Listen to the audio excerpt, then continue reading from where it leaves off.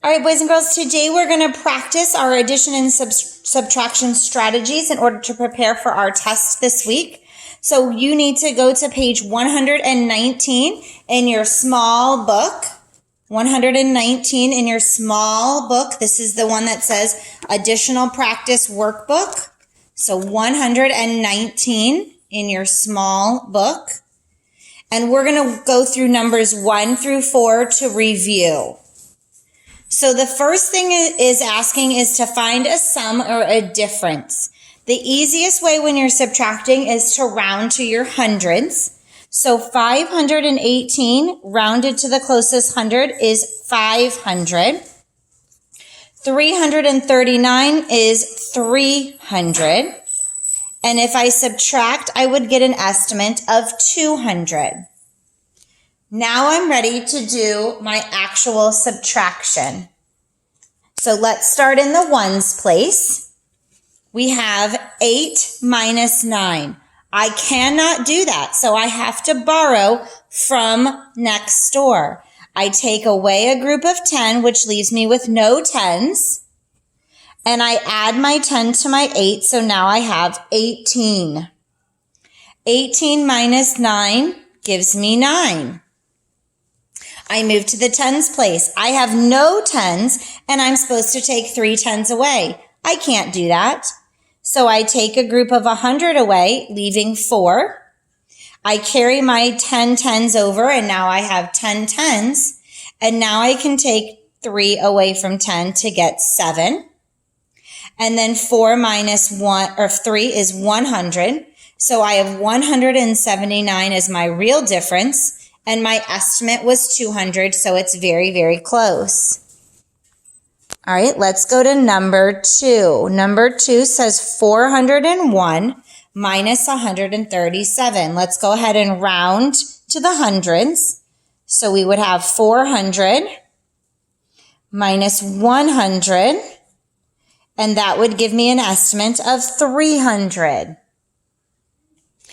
Now it's time to actually subtract. I cannot take 7 away from 1. It's not feasible. I go to the 10s and there's no 10s to even borrow from. So I have to go all the way to the hundreds and take 100 away. But I can't move my hundreds over to the ones. Hundreds can only be broken up into 10 10s. But my ones are still left. So I now can take one of my 10s away and move it over and join my ones. So I actually had to regroup all the way to the hundreds to break it apart and take it to the ones. So now I have 11 minus 7, which is 4, 9 minus 3, which is 6, and 3 minus 1, which is 2. And if you look, I would have rounded 264 to 300, so I'm close. All right, let's go to our sum. Let's round. Let's go ahead and round to the tens place on this one. So let's go to 860, because 56 would be between 50 and 60 and is closer to 60. And 92 is between 90 and 100, so let's go with 90 and add. We have 0 in the ones. 6 plus 9 is 15. Carry my hundreds over and then add my hundreds place up. So now I have an estimate of 950. Let's go ahead and actually estimate. 6 plus 2 is 8. 5 plus 9 is 14. So I put my 4 in the tens and carry my hundreds. 100 plus 800 is 900. And look how close my estimate was.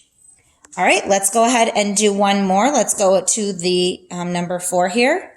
So this is going to be 300. 523, let's go ahead and round to the 10s. So 23 would make me go to 520 and add those up. I would get an estimate of 820. Now let's add. 0 plus 3 is 3. 0 plus 2 is 2. 3 plus 5 is 8. So look at my estimate is super close. All right, now that we've done basic, let's do a couple review of word problems. Go ahead and flip on the back and let's look at number 18. Number 18 here. All right, so number 18 says, some seniors signed up for dance classes for the fall. Then 117 stopped taking classes. 189 seniors continued taking classes. How many seniors started taking classes in the fall? So the first thing that I noticed is that they had some who signed up at the beginning. Okay, so a group of people signed up. I see 117 stopped. That means that I'm going to take those away because they did not join. I see that 189, and I like to write that number, are still taking those classes. The question's asking how many started. So if I think of my bar diagram, we have the number of seniors who started, which we don't know. We know that 117 of them stopped. And we know 189 continued. So this picture is helping me to understand that I need to add to find out how many started from the beginning. 7 plus 9 is 16. Carry my 10.